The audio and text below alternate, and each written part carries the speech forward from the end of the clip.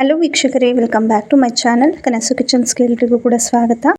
ನಾನಿವತ್ತು ಫಾರಂ ಕೋಳಿಯಲ್ಲಿ ಸಾಂಬಾರನ್ನ ತುಂಬಾ ಈಸಿ ಮೆಥಡಲ್ಲಿ ಹೇಗೆ ಮಾಡೋದು ಅಂತ ತೋರಿಸ್ಕೊಡ್ತಾ ಇದ್ದೀನಿ. ಟೇಸ್ಟ್ ತುಂಬ ಅಂದರೆ ತುಂಬಾ ಚೆನ್ನಾಗಿರುತ್ತೆ. ನಿಮಗೆ ದೇವಸ್ಥಾನಗಳಲ್ಲೆಲ್ಲ ಅಡುಗೆ ಮಾಡಿದಾಗ ಯಾವ ಒಂದು ಟೇಸ್ಟ್ ಸಿಗುತ್ತೆ ಸೇಮ್ ಟೇಸ್ಟ್ ಸಿಗುತ್ತೆ. ಬನ್ನಿ ಹೇಗೆ ಮಾಡೋದು ಅಂತ ತೋರಿಸ್ತೀನಿ. ಮೊದಲಿಗೆ ನಾನಿಲ್ಲಿ ಒಂದು ಸ್ವಲ್ಪ ಕೊತ್ತಂಬರಿ ಸೊಪ್ಪು, ಒಂದು 3-4 ಇಂಚಷ್ಟು ಶುಂಠಿ, ಒಂದು 4 ಹಸಿರು ಮೆಣಸಿನ್ಕಾಯಿ, ಒಂದು 2 ಇಡಿಯಷ್ಟು ಬೆಳ್ಳುಳ್ಳಿ ಮತ್ತು 2 ಈರುಳ್ಳಿಯನ್ನು ಕಟ್ ಮಾಡಿ ಇಟ್ಕೊಂಡಿದ್ದೀನಿ. ಇಷ್ಟನ್ನು ಕೂಡ ಒಂದು ಮಿಕ್ಸರ್ ಗ್ರೈಂಡ್ಗೆ ಹಾಕ್ಕೊಂಡು ಸ್ಮೂತಾಗಿ ಪೇಸ್ಟ್ ಮಾಡ್ಕೊತಾ ಇದ್ದೀನಿ. ನೋಡಿ, ಈ ರೀತಿ ಪೇಸ್ಟ್ ಮಾಡಿಕೊಂಡು ಇಟ್ಕೊಂಡಿದ್ದೀನಿ. ಇಲ್ಲಿ ಒಂದು 3-4 ಕೆ ಜಿ ಮೇಲೆ ಚಿಕನ್ ಇದೆ ಇದು. ಈಗ ನಾನಿಲ್ಲಿ ಒಂದು ಕುಕ್ಕರ್ಗೆ ಒಂದು 2-3 ಸ್ಪೂನಷ್ಟು ಎಣ್ಣೆಯನ್ನು ಹಾಕ್ಕೊಂಡಿದ್ದೀನಿ. ನಾನೇನು ಪೇಸ್ಟ್ ಮಾಡಿಕೊಂಡೆ ಅಲ್ವಾ, ಅದರಲ್ಲಿ ಒಂದು 3-4 ಸೌಟಷ್ಟು ನಾನಿಲ್ಲಿ ಆ ಪೇಸ್ಟನ್ನು ಫಸ್ಟು ಆಯಿಲ್ಗೆ ಹಾಕೋತಾ ಇದ್ದೀನಿ. ನಾನು ಮತ್ತೆ ಎಕ್ಸ್ಟ್ರಾ ಈರುಳ್ಳಿ ಮತ್ತು ಕೊತ್ತಂಬರಿ ಸೊಪ್ಪು ಇದೇನು ಕೂಡ ಗ್ರೈಂಡ್ ಮಾಡ್ಕೊಳ್ಳೋದಿಲ್ಲ. ಇದರಲ್ಲೇ ಚಿಕನನ್ನು ಫ್ರೈ ಮಾಡ್ಕೋತೀನಿ. ಈಗ ಒಂದು ಚಿಟಿಕೆಯಷ್ಟು ಅರಿಶಿನ ಪುಡಿ ಮತ್ತು 2 ಹಣ್ಣಾಗಿರುವಂತಹ ಟೊಮೊಟೊವನ್ನು ಹಾಕ್ಕೊಂಡು ಶುಂಠಿ ಬೆಳ್ಳುಳ್ಳಿಯಲ್ಲಿರುವ ಹಸಿ ವಾಸನೆ ಎಲ್ಲ ಹೋಗೋವರೆಗೂ ಸ್ವಲ್ಪ ಫ್ರೈ ಮಾಡ್ಕೊಳ್ಳೋಣ.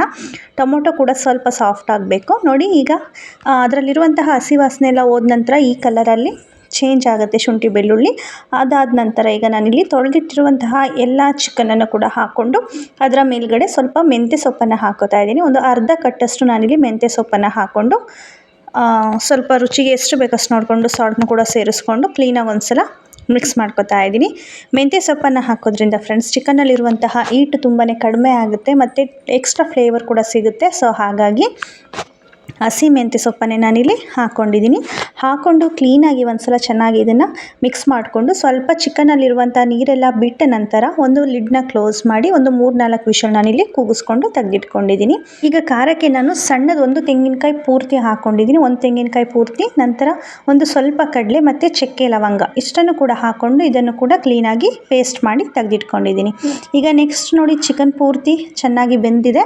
ಇದಕ್ಕೆ ಈಗ ನಾನು ಅಚ್ಕಾರದ ಪುಡಿ ಮತ್ತು ಸಾಂಬಾರು ಪುಡಿ ಎರಡನ್ನೂ ಮಿಕ್ಸ್ ಮಾಡಿ ಇಟ್ಕೊಂಡಿದ್ದೀನಿ. ಎರಡನ್ನೂ ಮಿಕ್ಸ್ ಮಾಡಿಕೊಂಡು ಇದರಲ್ಲಿ ಒಂದು 2-3 ಸ್ಪೂನಷ್ಟಾದರೆ ಸಾಕಾಗುತ್ತೆ.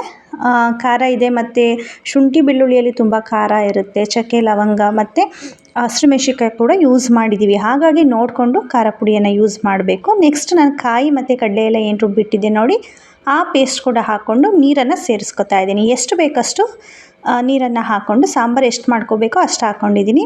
ನಂತರ ಇನ್ನು ಸ್ವಲ್ಪ ಸಾಲ್ಟ್ ಹಾಕ್ಕೊಂಡಿದ್ದೀನಿ, ಸ್ವಲ್ಪ ಕೊತ್ತಂಬರಿ ಸೊಪ್ಪು ಮೇಲ್ಗಡೆ ಹಾಕ್ಕೊಂಡು ಚೆನ್ನಾಗಿ ಇದನ್ನು ಮಿಕ್ಸ್ ಮಾಡಿ ಒಂದು 2-3 ನಿಮಿಷ ಚೆನ್ನಾಗಿ ಇದನ್ನು ಕುದಿಸ್ಕೋಬೇಕಾಗುತ್ತೆ. ನೋಡಿ, ಈಗ ಆಲ್ಮೋಸ್ಟು ರೆಡಿ ಆಗ್ತಾ ಬಂದಿದೆ ಚಿಕನ್ ಸಾಂಬಾರು. ಸ್ವಲ್ಪ ತೆಳುವಾಗೆ ಮಾಡ್ಕೊಳ್ಳಿ, ಚಿಕನ್ ಸಾರು ಸ್ವಲ್ಪ ತೆಳು ಇದ್ರೇ ಚೆಂದ. ಇದೆಲ್ಲ ಆದಮೇಲೆ ಒಂದು 2-3 ನಿಮಿಷ ಚೆನ್ನಾಗಿ ಚಿಕನ್ ಸಾಂಬಾರನ್ನು ಕುದಿಸ್ಕೊಂಡ್ರೆ ತುಂಬಾ ರುಚಿಯಾದಂತಹ ಫಾರಂ ಕೋಳಿ ಚಿಕನ್ ಸಾಂಬಾರು ಸೇಮ್ ದೇವಸ್ಥಾನಗಳಲ್ಲೆಲ್ಲ ಯಾವ ಟೇಸ್ಟ್ ಸಿಗುತ್ತೋ ಮಾಡಿದಾಗ ಅದೇ ಟೇಸ್ಟ್ ಸಿಗುತ್ತೆ. ನೀವು ಒಂದ್ಸಲ ಟ್ರೈ ಮಾಡಿ. ವಿಡಿಯೋ ಇಷ್ಟ ಆಗಿದ್ರೆ ಪ್ಲೀಸ್ ಲೈಕ್ ಮಾಡಿ, ಶೇರ್ ಮಾಡಿ, ಚಾನಲನ್ನು ಸಬ್ಸ್ಕ್ರೈಬ್ ಮಾಡ್ಕೊಳ್ಳಿ. Thank you for watching.